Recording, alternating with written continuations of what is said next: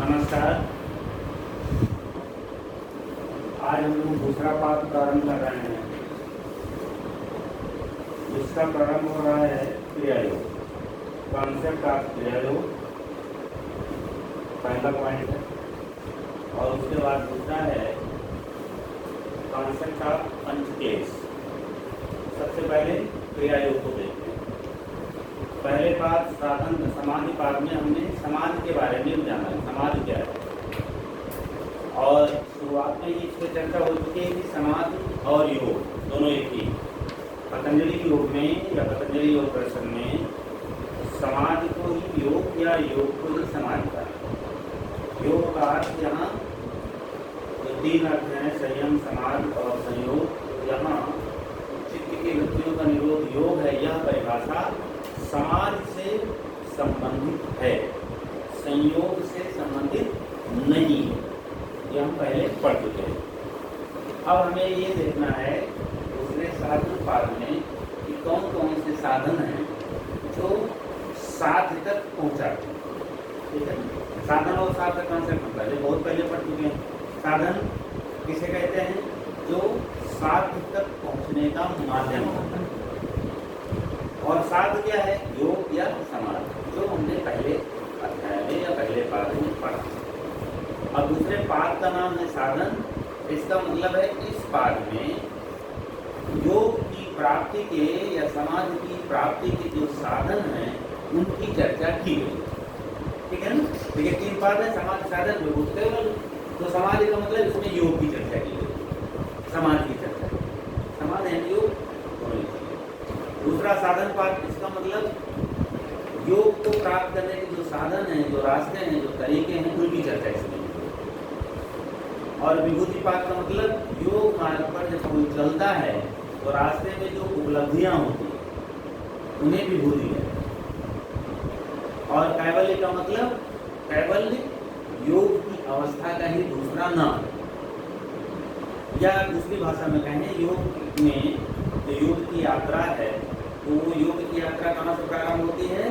समाधि की पहली अवस्था से, जिसे कहा गया है समापत्ति। समापत्ति के बाद जो निर्वितर्क समाधि है वहीं से शुरू हो योग की यात्रा, और उसका जो पर्यावसान है वो कैवल्य में। तो यहाँ पर उस यात्रा का जिक्र करके कैवल्य की सिचुएशन को पता करके इस अध्याय का समापन। ये अध्याय कैवल्य को ले जाता है, कैवल्य तक पहुँचता है और कैवल्य की चर्चा होती है। और कैवल्य ही अंतिम पड़ाव है पतंजलि के योग मार्ग का, योग साधना का, योग यात्रा का। इसलिए इसका नाम कैवल्य। चारों पाठ क्लियर हो गए। ये पाठ ही बता रहा है। और पाठ का क्या है? चैप्टर, अध्याय। पतंजलि ने जैसे किसी किताब में चैप्टर होते हैं, उन्हें चैप्टर या अध्याय कहते हैं। पतंजलि ने उन्हें क्या कहा? पाठ कहा। तो दूसरा पाठ साधन पाठ है। इसका मतलब यहाँ पर योग तक पहुँचने के जो साधन है उनकी चर्चा की गई।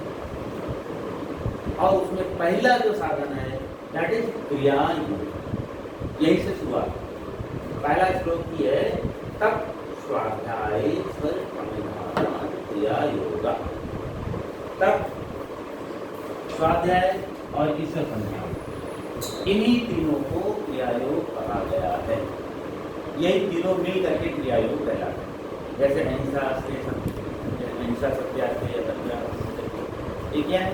नियम है। नियम में संतोष, स्वाध्याय, प्रधान क्या है? नियम। ठीक उसी प्रकार क्रियायोग क्या है? तप, स्वाध्याय और ईश्वर संधान, इन तीनों को क्रियायोग कहा। तप क्या है?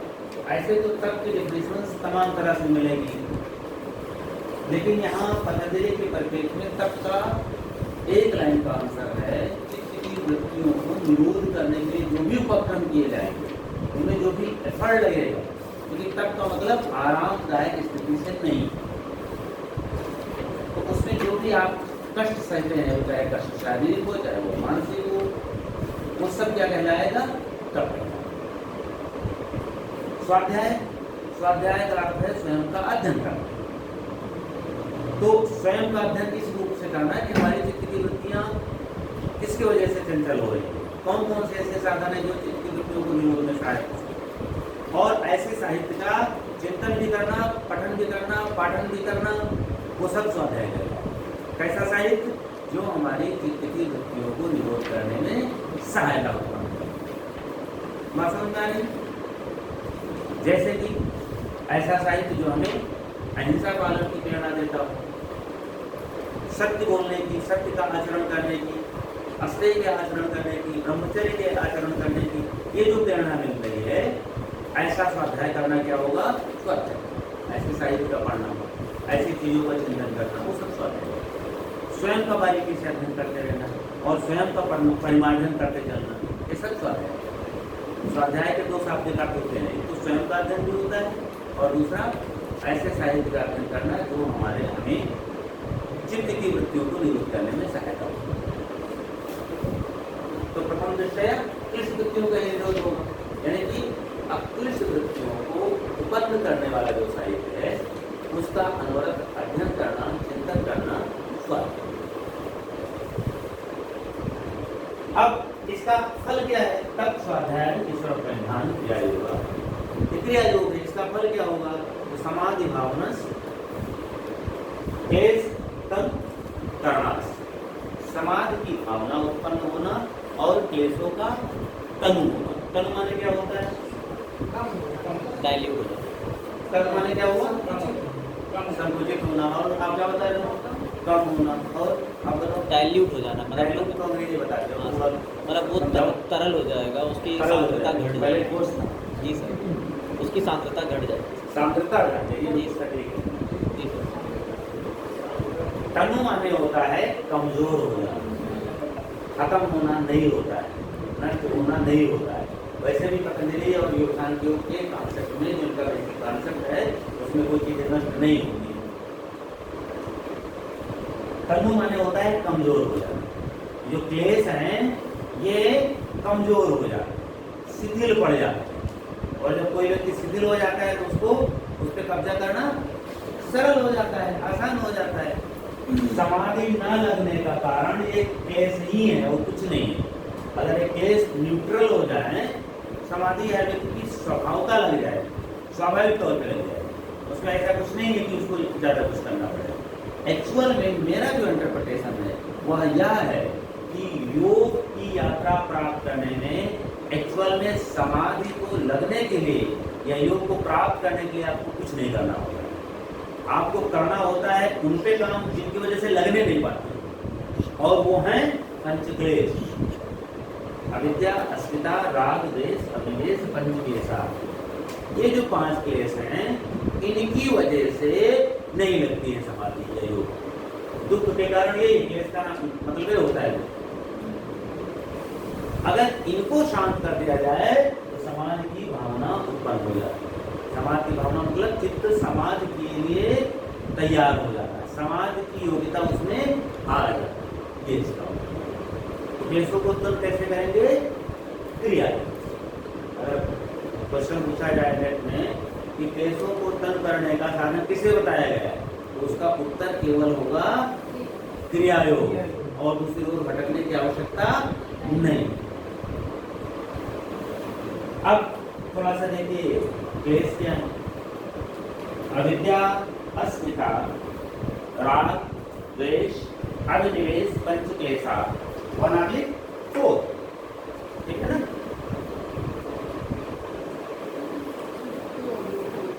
सॉरी 2/4।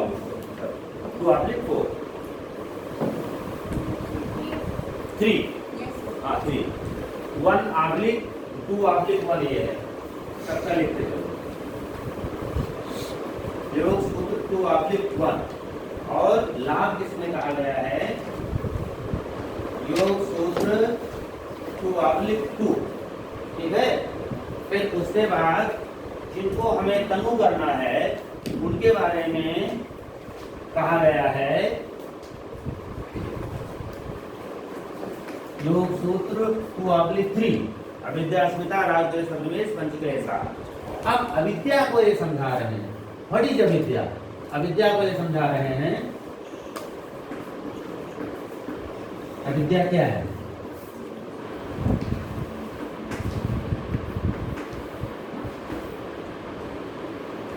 योग सूत्र 2/4 क्या है अविद्या?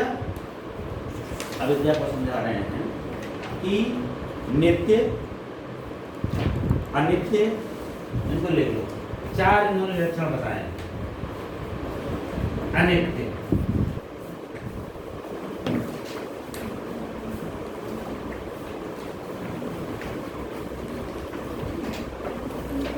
अनात्म,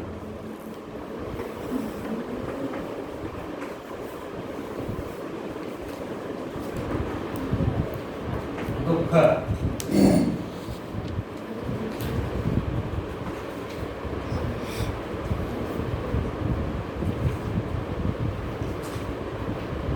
ये 2.5 में, यदि ये 2.5 में दिया हुआ, ये 2.4 में अच्छा है। ये 2/4 में ही है, इसमें प्रसुप्त, हाँ 2/4 में है प्रसुप्त तन विच्छिन्न उदाहरण।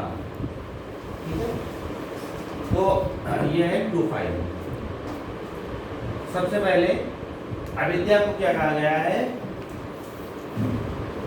अविद्या को कहा गया है कि अविद्या क्षेत्र मुत्रेषाम प्रसुप्त तन विच्छिन्न उदाहरण। प्रसुप्त अविद्या क्या है? अविद्या क्षेत्र है। क्षेत्र माने हर, क्षेत्र माने खेत। खेत में क्या होता है? फसल बोई जाती है, बीज बोया जाता है, फसल उसमें उगती है, ये वो क्षेत्र है। क्षेत्र, गीता में भी क्षेत्र को खेत से भी कहा गया है, और क्षेत्र को किसी भी चीज का जो बेस है, जो आधार है, उससे भी कहा गया है। तो अविद्या क्षेत्र मुत्रेषाम, किसका? अविद्या क्षेत्र मुत्रेषाम प्रसुप्त तन विच्छिन्न उदाहरण, किसका? अधस्फोट का, यानी कि अस्मितार।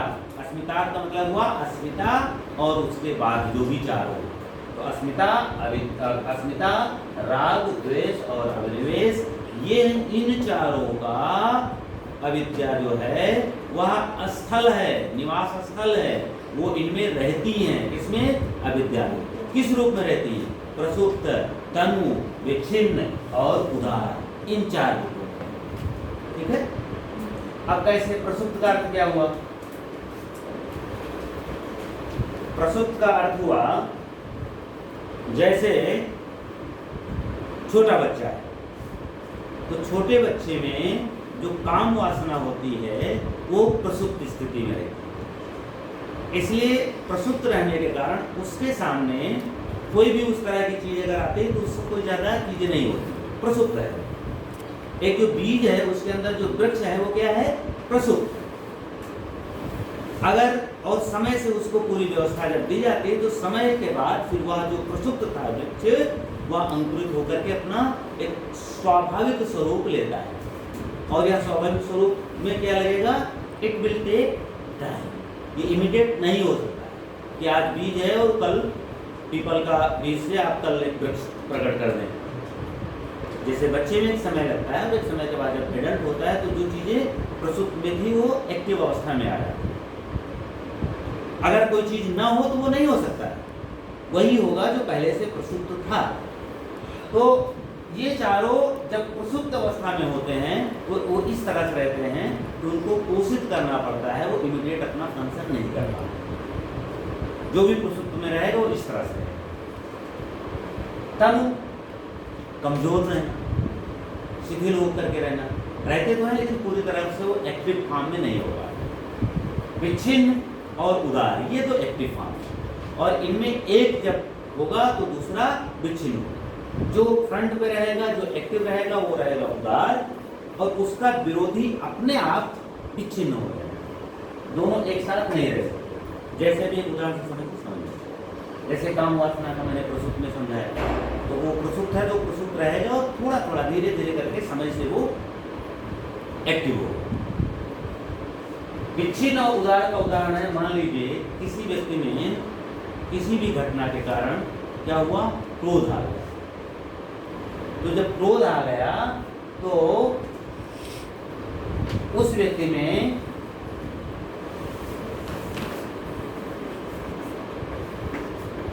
ये हो गया उदार, क्रोध हो जाएगा उदार। अब किसी में जब क्रोध उदार हो जाएगा तो उस समय उसके अंदर स्नेह और प्रेम रहेगा? तो वो हो जाएगा विच्छिन्न। विच्छिन्न मतलब छिन्न भिन्न हो गया। तो छिन्न भिन्न का मतलब क्या हुआ? छिन्न भिन्न का मतलब ये हुआ, जैसे मान लीजिए कोई व्यक्ति किसी बच्चे को प्रेम कर रहा है, गोदी में लेके खिला रहा है, तो उसके अंदर जो भाव उमड़ रहे हैं वो स्नेह के भाव हैं, प्रेम के भाव। और सडनली कोई ऐसी घटना हुई, कोई भी सूचना आ गई उसके पास या उसके सामने कोई घटना घटित हुई जिससे उसे एकदम से क्रोध आ गया, तो जो प्रेम था वो क्या हुआ? विच्छिन्न हो गया। और उदार क्या हो गया? क्रोध।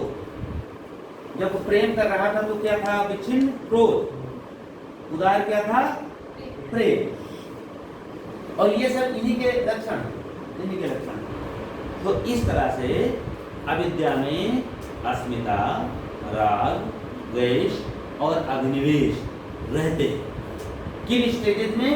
इन 4 रूपों में, इन 4 अवस्थाओं में। ये 4 अवस्थाएं। इसलिए अगर ये पूछा जाए कि प्रसुप्त, तन, विच्छिन्न और उदार, ये 4 अवस्थाएं किसकी होती हैं, उत्तर क्या होगा सरकार? जी सर। ये चारों अवस्थाएं किसकी होती हैं? अविद्या की। किसकी होती है? अविद्या की। किसकी होती है? अविद्या की। अस्मिता, राग, द्वेष, अभिनिवेश की होती है। अस्मिता अविद्या की तो होती नहीं, अविद्या में होती है। कहाँ हो तुम लोग? अविद्या में अस्मिता, राग, द्वेष, निवेश रहते हैं। अविद्या क्षेत्र मुत्रेषाम्। अविद्या क्षेत्र है किसका? इन सब का। और ये किस फॉर्म में रहते हैं? किस इनकी स्टेजेस क्या है? किस रूप में रहते हैं? तो इन 4 अवस्थाओं में रहते हैं। प्रसुप्त में, तन में, विच्छिन्न में, उदार में। कभी भी कोई भी स्टेज हो सकती है किसी की। जैसे बच्चे में क्रोध तो बच्चे में भी आता है, तो क्या है वहाँ पर उसको क्रोध है, जो वो है उदार अवस्था में। लेकिन अन्य चीजें जो है, अब बच्चे में बहुत छोटा बच्चा हो तो मुझे लगता हो सकता है राग उसके प्रसुप्त हो, लेकिन थोड़े ही समय में राग हो जाता है। खिलौने से राग हो जाता है, टॉफी से राग हो जाता है, फिर पैसे से भी राग हो जाता है ना। तो वहाँ राग हो गया। अभी इनके डेफिनेशन पढ़ोगे चारों की तो भी समझ में आएगा।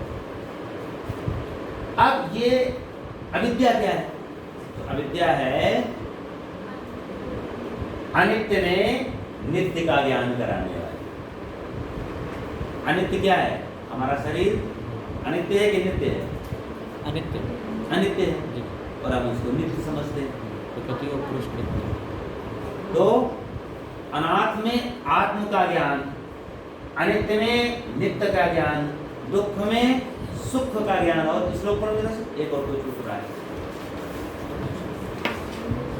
खातिर अविद्या, अनात्म,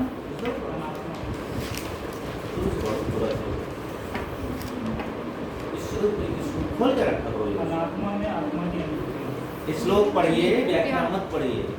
अनित्या अनित्या अशुचि में अनित्य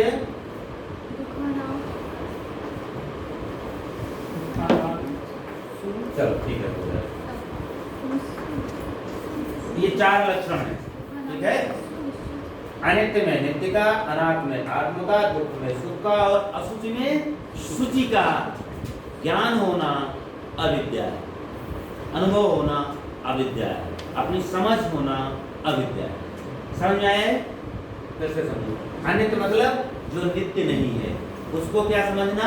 नित्य समझना। ठीक है। जैसे शरीर अनित्य है, प्रकृति का कंपोनेंट है, मूल प्रकृति तो नित्य है, लेकिन उसके जो प्रोडक्ट है वो उनमें सदैव परिवर्तनशील होता है। परिवर्तन तो खैर मूल प्रकृति में भी होता है, लेकिन यह शरीर तो हर पल नष्ट हो रहा है। नई सेल्स निकल रही है, पुरानी नई डेड हो रही है, उत्पन्न हो रही है, क्रम चलता रहता है। हम ऐसा जीवन जीते हैं जैसे कि हम नित्य ही हैं, क्योंकि हमारा शरीर नित्य नहीं है। नित्य है तो क्या है? सोल है। अनात्म में आत्म का ज्ञान होना। ये शरीर का भी, यहाँ भी शरीर क्या है? अनात्म है, लेकिन इसको हम आत्मस्वरूप समझने लगते हैं। दुख में सुख का ज्ञान होना। अब आप देखिए जिन जिन चीजों को आप सोचते हैं कि ये मिल जाए तो सुख हो जाए, आप सोचिए, बताओ सृष्टि। कार, अच्छा, अपना अपना जो रियल में आप समझते हो। अब आप सोचिए, आपको लगता है कार मिल जाएगा तो दुख खत्म हो जाएगा। ये तो तब पता चलेगा जब कार आपको मिलेगी कितना दुख बढ़ गया, उसके बाद कितनी समस्याएं बढ़ गई। और कहीं सुनसान जगह में रात के 12 बजे अगर कार खराब हो गई तो सारा सुख एक बार बराबर कर देगी हिसाब किताब में।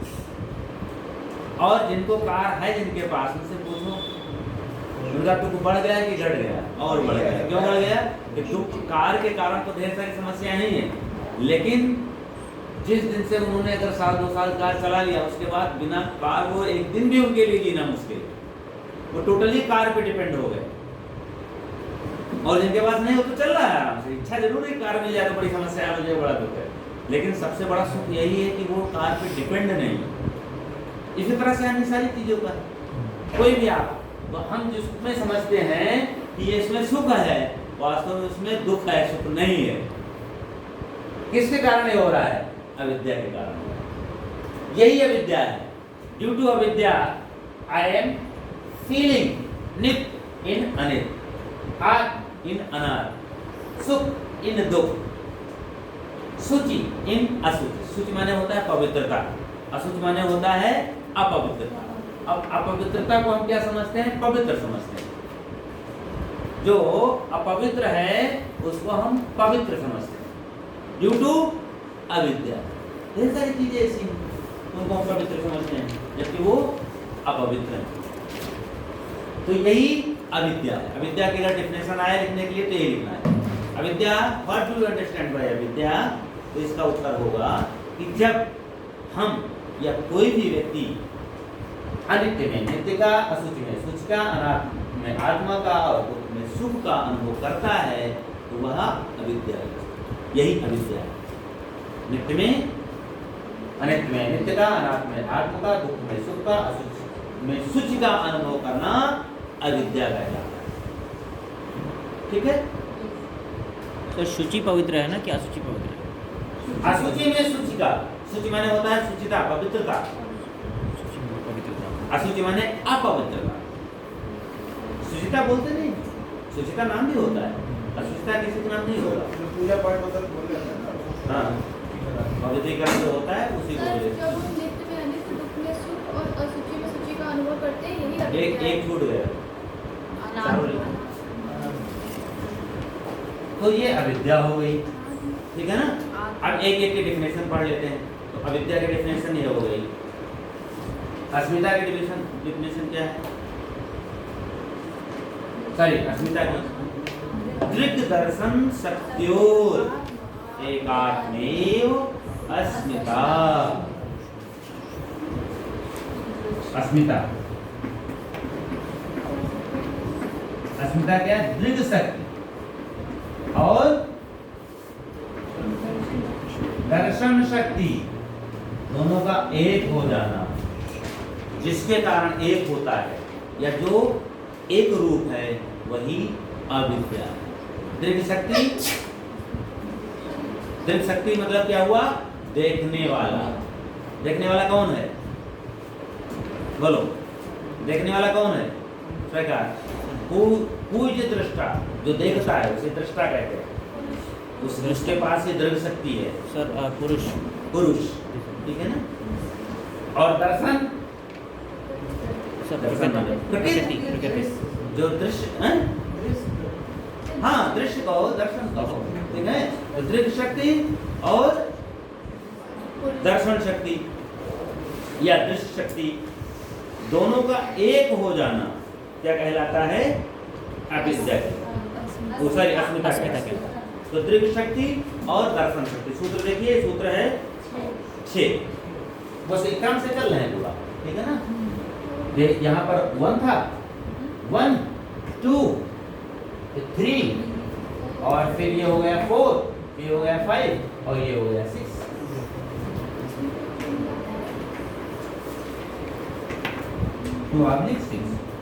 दृग् दर्शन शक्त्योर एकात्मेव अस्मिता।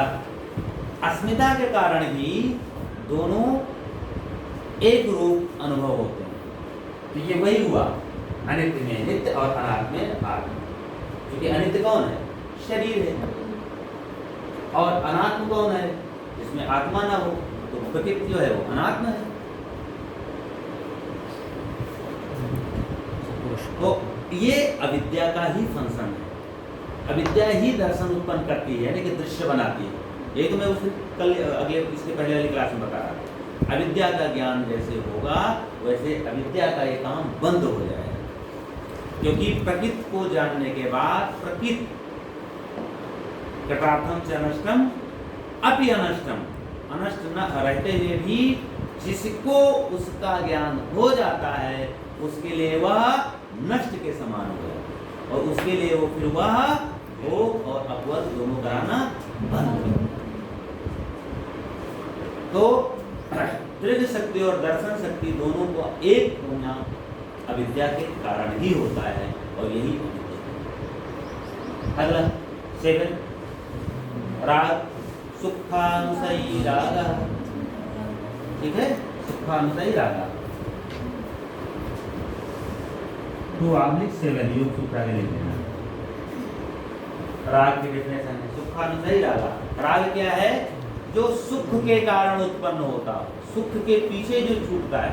जैसे है किसी से आपको सुख मिलता है, किसी भी को, कोई व्यक्ति हो, कोई वस्तु हो, कोई खाने की वस्तु हो, कोई देखने की वस्तु हो, कोई भी वस्तु, तो आप उसको पाना चाहते हो कि छोड़ना चाहते हो?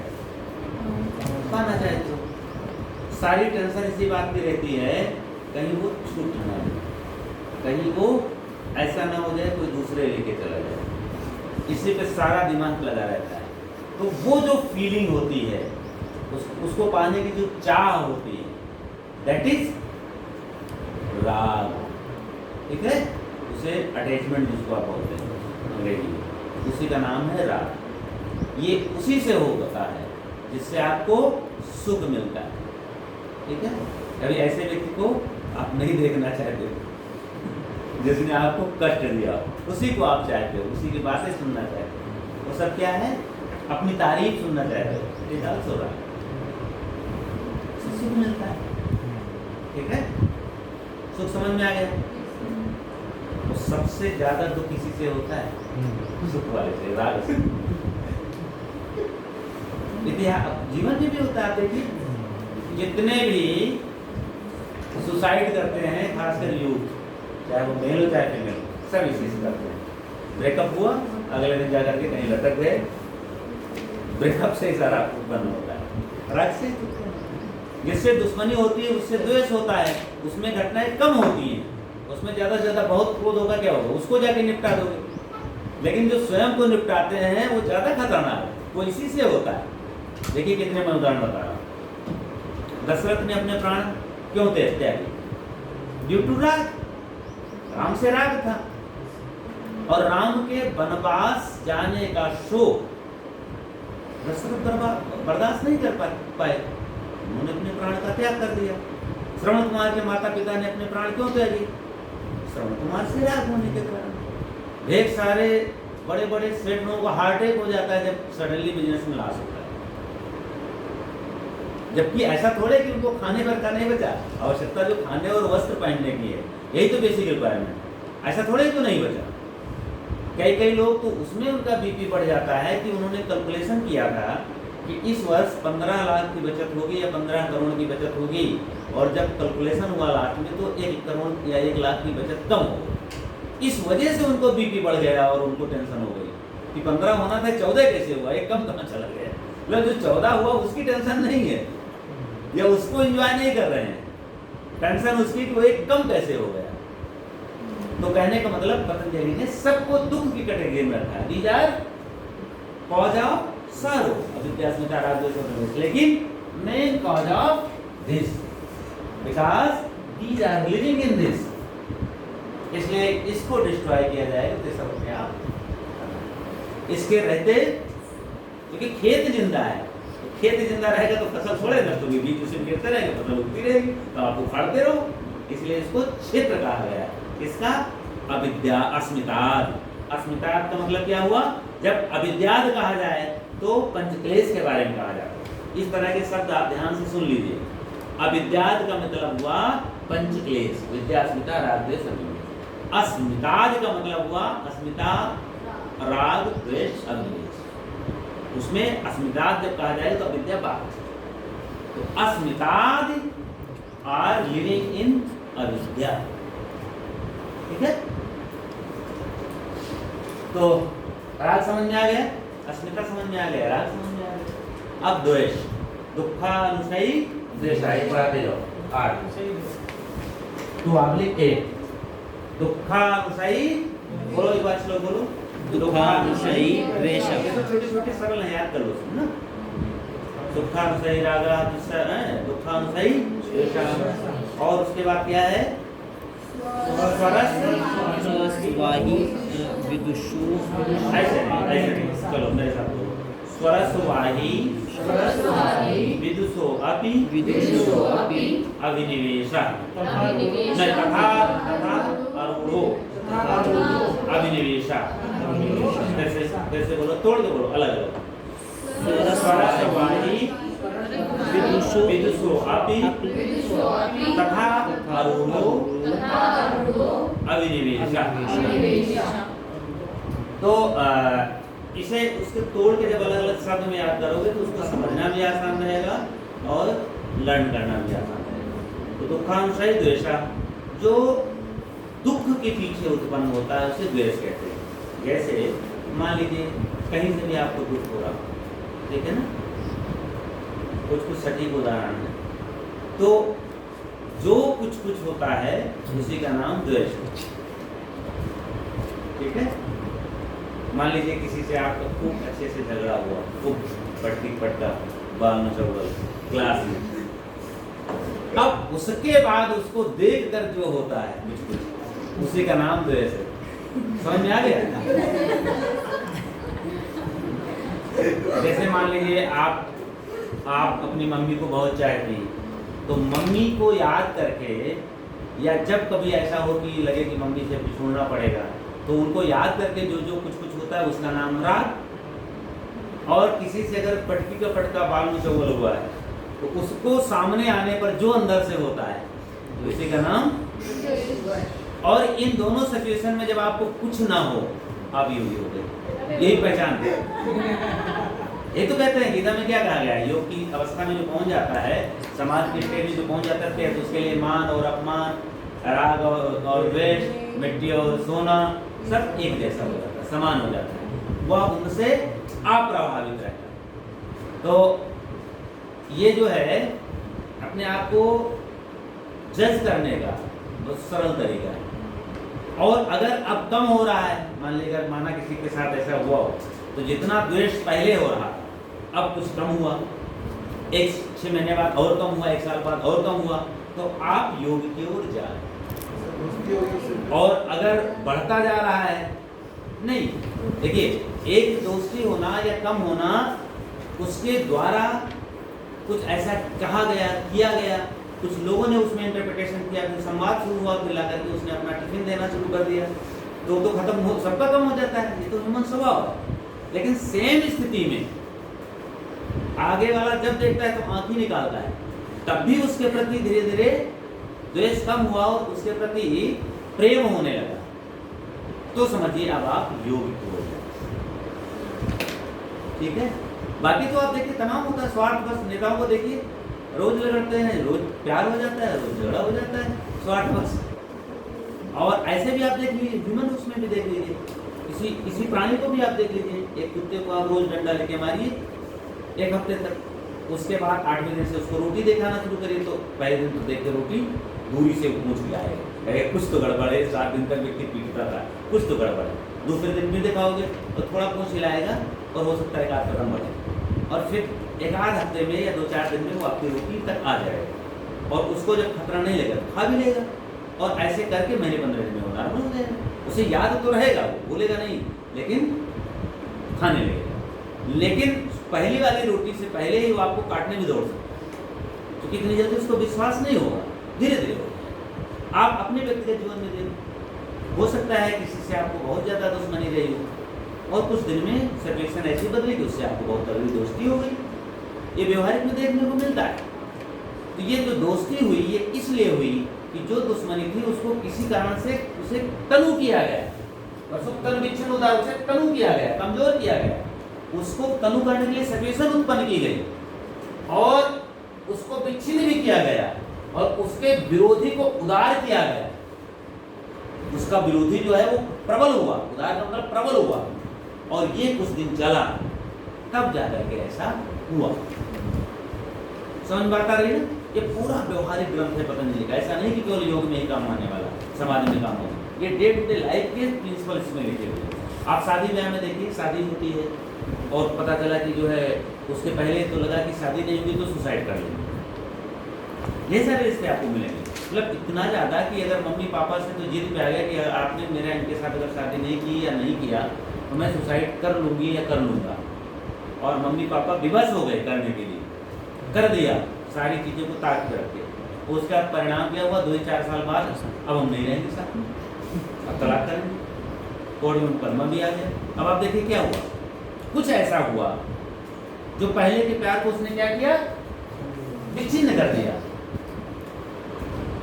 और उसका विरोधी जो द्वेष था, राग का विरोधी जो द्वेष था वो उदार हो गया। कुछ चीजें समझ में आई, पहले नहीं पता था कि वो ड्रिंक करता है, ड्रिंक भी कर रहा है, बाद में जब साथ रहे तो पता चला,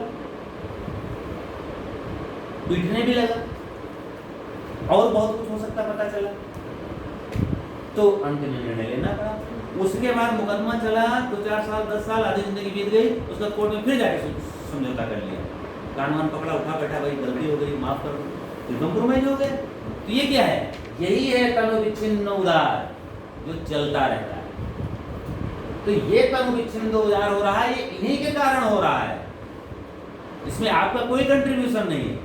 जब आपका कंट्रीब्यूशन होगा तो ये कोई प्रसूत तनु नहीं होंगे, सारे के सारे क्या होंगे? सारे के सारे ये यहाँ वाला होगा, पंचक्लेश तनु होंगे। ये तनु और इस तनु में यही अंतर है। जब पंचक्लेश तनु होंगे तो समाधि की स्थिति पहुंचेगी, समाधि या योग की ओर आप बढ़ेंगे। जब योग की ओर बढ़ेंगे तो बाहरी कारण नहीं होगा किसी के प्रति प्रेम होना या स्नेह होना, वो आपके अंदर से उत्पन्न होगा। वो उसके कारण नहीं कि वो आज दारू पी रहा है या पीट रहा है तो द्वेष हो गया, और कल हमारे लिए गिफ्ट लाने लगा, हमसे प्यार से बातें करने लगा तो हमारे उसके प्रति प्रेम हो गया। ये वाला नहीं है, वो ये वाला है कि स्वयं जिस आपके प्रति, हमारे प्रति हमारे पंचक्लेश तनु हो रहे हैं। तो जब हमारे पंचक्लेश तनु होंगे तो हमें सबसे प्रेम होगा। क्यों प्रेम होगा? क्योंकि वो जो कर रहे हैं उनमें हम उनका द्वेष ही नहीं मानेंगे। वो तो उसी तरह से होगा जैसे एक छोटा बच्चा मम्मी के ऊपर टट्टी करता है तो मम्मी उससे नाराज थोड़े होती है, क्योंकि जानते हैं कि ये ना समझ है तो टट्टी ही करेगा ना। बड़ा होकर टट्टी करता है तो पिटाई भी कर देगा। तो जब आपके तनु होंगे और आप योग की ओर बढ़ेंगे तो आपको ये लोग अबोध दिखाई पड़ेंगे जो ऐसा करते हैं, जो धन के लिए या छोटे छोटे स्वार्थों के लिए एक दूसरे को कष्ट देते हैं, एक दूसरे को जान ले लेते हैं। ये आपको बिल्कुल स्पिरिचुअल पॉइंट ऑफ व्यू से नर्सरी के एज के बच्चे समझ में आएंगे, इसलिए आपको दोष नहीं होगा और आप उनके रीजन को अंदर जान सकते। तो ये अंतर है इन चारों का, प्रसुप्तम विच्छिन्न उदार अविद्या में रहना और वो वाला तनु, दोनों में अंतर है। वो तनु होगा आप योग की ओर जा रहे हैं, ये तनु तो स्वाभाविक होता रहता है सब में, यदि स्वाभाविक प्रक्रिया, एक प्रसुप्त होगा तो एक तनु होगा, एक तनु होगा तो एक विच्छिन्न होगा, ऐसे चलता रहेगा। कहाँ तक हम पहुंच गए? अब अभिनिवेश, देश हो गया अभिनिवेश। अभिनिवेश का अर्थ क्या हुआ? श्लोक पढ़िए अभिनिवेश का। स्वरसवाही विदुषो अपि तथारूढ़ो अभिनिवेशः। अभिनिवेश का मतलब हुआ जो परंपरा अनुसार लंबे समय से चला आ रहा है, ठीक है, वह, और जो विद्वान व्यक्तियों में भी और मूढ़ व्यक्तियों में भी समान रूप से पाया जाता है, जो बहुत ही अत्यधिक गहराई में प्रतिष्ठित है, उसका नाम अभिनिवेश है। तो किसके बारे में कहा गया? ये कहा गया मृत्यु भय के बारे में। जो मृत्यु का भय है ये बहुत अनादिकाल से चला रहा है। आप सोचिए, जो पहला में हम लोगों ने जन्म लिया तब से अब तक जितने जन्म लिए हैं, कम से कम उतनी बार तो उस पीड़ा को हमने फेस किया है, उस पीड़ा से हम गुजरे हैं। और सबसे प्रबल कोई संस्कार डालने वाली पीड़ा होती है तो मृत्यु के समय होने वाली पीड़ा, ठीक है ना। जैसे हम लोग जो अनुभव करते हैं उसके संस्कार बनते हैं, पढ़ा चुके हैं आपको। उन्हीं संस्कार से फिर वृत्तियां बनती हैं, वृत्तियां अनुभव में आती हैं, संस्कार उसकी जड़ है। संस्कार क्या है? बीज। किसके? वृत्तियों के, ठीक है ना। वही तो पढ़ा था, तज्जा संस्कार अन्य संस्कार प्रतिबंधी, इसके पहले क्लास में पढ़ाया था। तो जो विचार होते हैं, जो आप कर्म करते हैं या जो कर्म से आप गुजरते हैं, उनसे क्या बनते हैं? संस्कार बनते हैं। और वो संस्कार भी वृत्तियां अपना देते रहते हैं। जैसे मान लीजिए एक कर्म कोई हमारे जीवन में हुआ, क्या हुआ? मैंने किसी को किसी के द्वारा हत्या करते हुए देखा। इस तरह उदाहरण मैं इसलिए लेता हूँ कि इनके संस्कार बहुत प्रबल होते हैं, ये सामान्य घटना नहीं है। जिंदगी में एक बार देखोगे, पूरी जिंदगी वो चित्र आपको वो याद आता है।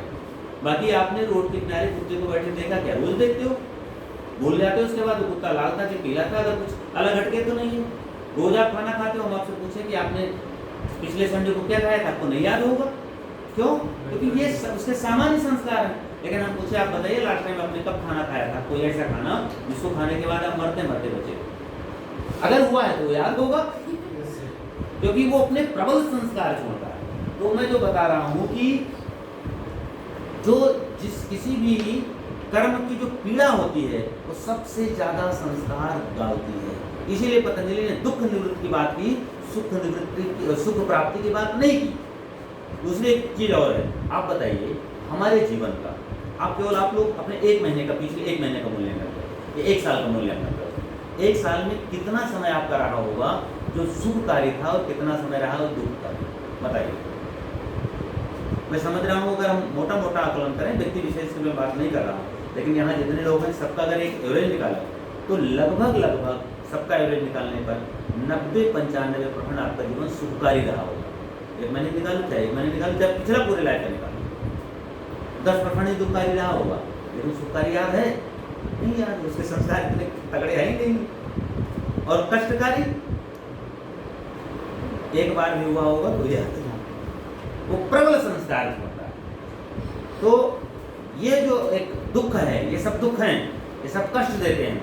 उनमें से जो अभिनिवेश है वह मृत्यु का भय है। जितनी बार मृत्यु हुई उतनी बार हमें कष्ट हुआ, उसने अपने एक संस्कार छोड़े और वह हर बार हो रहा है। परंपरागत चला, स्वरसवाही परंपरा अनुसार चला आ रहा है, लंबे समय से चला आ रहा है। तथारूढ़ो, वो बहुत ही गहराई में बैठा हुआ है, इसलिए उसका नाम अभिनिवेश। अभिनिवेश का मतलब होता है जो अत्यधिक गहराई में बैठे। तो गहराई का मतलब यहाँ नीचे गड्ढे से नहीं है, गहराई का मतलब प्रबल संस्कार से। जैसे हाँ, जिसमें प्रबलता है, जैसे हमारे साथ जो बहुत पीड़ादायी घटना होती है वो हमारे अंदर एकदम गहराई में बैठ जाती है, चित्त के बिल्कुल अंदर गहराई में बैठ जाती है और उसे हम भूल नहीं पाते। स्मरण आते ही हमारे शरीर में वैसे कंपन और प्रभाव शुरू हो जाता है इमीडिएट, क्योंकि उनके संस्कार प्रबल। तो इस क्लेश का नाम है अभिनिवेश, जिसे एक सरल भाषा में कहते हैं मृत्यु भय। इसलिए हर व्यक्ति में अपने मृत्यु का भय होता है, जबकि वो जानता है कि मरना एक